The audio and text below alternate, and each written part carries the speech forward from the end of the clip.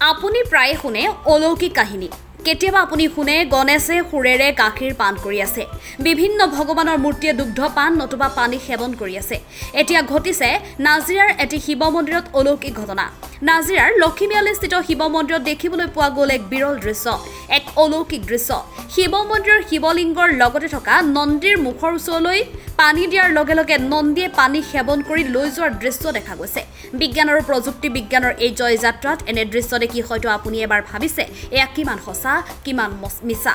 আপোনাৰ মনত নিশ্চয় কৌতূহল জন্মিছে এতিয়া অগণন ভক্তই নন্দীক পানী সেৱন কৰাৰ দৃশ্য চাবলৈ এই মন্দিৰ ভাগত ভিৰ কৰিছে ভক্তপ্ৰাণ ৰাইজে পিছে ইয়াৰ বৈজ্ঞানিক কাৰণ ওলাবনে হ'বনে প্ৰকৃত সত্য উদ্ঘাটন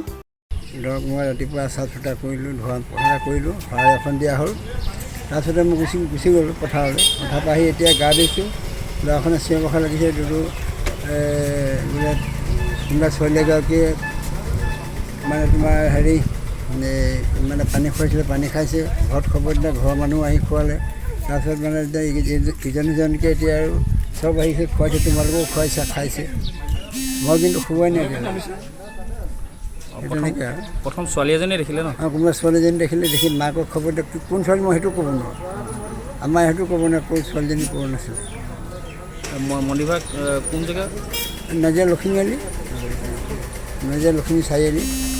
এইবাৰ 2013 চনত আমি মানে আৰম্ভ কৰিছিলোঁ 2013 চনৰ পৰা আৰম্ভ কৰা আজিলৈকে আছে আৰু এতিয়া ৰাইজে খুৱাই আছে ৰাইজে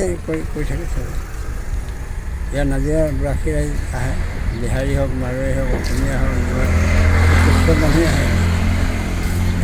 নাজিৰাৰ পৰা ৰঞ্জিত সভাপণ্ডিতৰ ৰিপৰ্ট আছাম ফ্ৰণ্ট